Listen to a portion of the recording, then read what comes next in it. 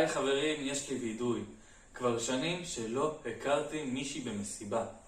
קצת מתבייש, אבל מודה שטינדר זאת הסיבה. כי למה שאפנה לבחורה ואביך את עצמי בלי די, אם כל מה שצריך לעשות זה לשלוח בטינדר היי? מדפדף ימינה, מדפדף שמאלה, על זה אני מעביר שעות, רק כדי להכיר את אחת הבחורות. האלגוריתם כבר הבין שאני נואש, תפס אותי חזק, הכיר לי את המנוי מהמחיר, אני נחנק. סוף סוף יש לי מאץ', או בעברית יש תיאום. רק מקווה לא לצאת סטופד, או בעברית סתום. הנה, היא ואני התקדמנו לפגישה, ומהפלאפון אני כבר יודע מה היא מרגישה. לא כי יש לנו כימיה מטורפת שלא אוהבים, אלא שגם במציאות, בטינדר אנחנו מתכתבים. ההורים שלי הכירו בחול, איזה קטע שאני בטינדר הכרתי את נטע. כבר יוצאים כמה חודשים ומתכננים איך נקרא לילדים. לילד אחד נקרא טינד, לשני נקרא ער, ואת האמת עלינו לאף אחד לא נספר. נספר שהכרנו בדרום אמריקה, משהו עם קלאס. כשבא שודד ואת התיק שלה תפס, הגנתי על נטע ואת השודד הברחתי, ואז גנבתי לה את התיק וגם אני ברחתי.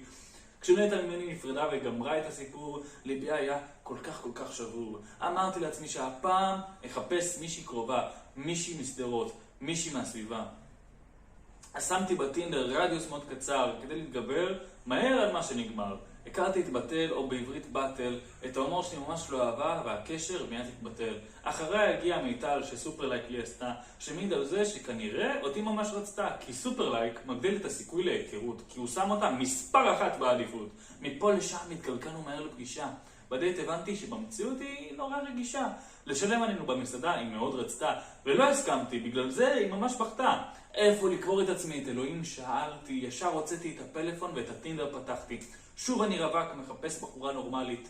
לא כמו מיטל הבחנית או בתל הלא פורמלית. מישהי שתבין, מישהי שתכיל, מתי היא תגיע. אבל הכי חשוב שההומור שלי אותה לא ירתיע. אז כתבתי על עצמי שם בהסברים, גובה, צבע עור, שם שיער ותחביבים.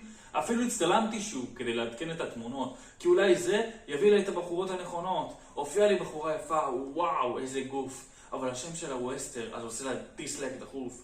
זה השם של סבתא שלי, תירצתי בקול. לא יצא איתה גם השפעת אלכוהול. כדי לקדם את עצמי, מפעיל את הבוסט שעליו שילמתי, כי אני לא רוצה להתבאס שפרייר יצאתי.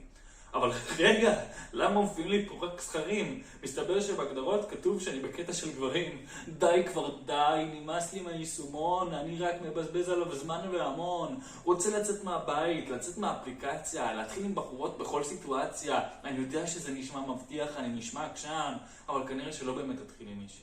כי בגלל הטינדר אני יותר ביישן.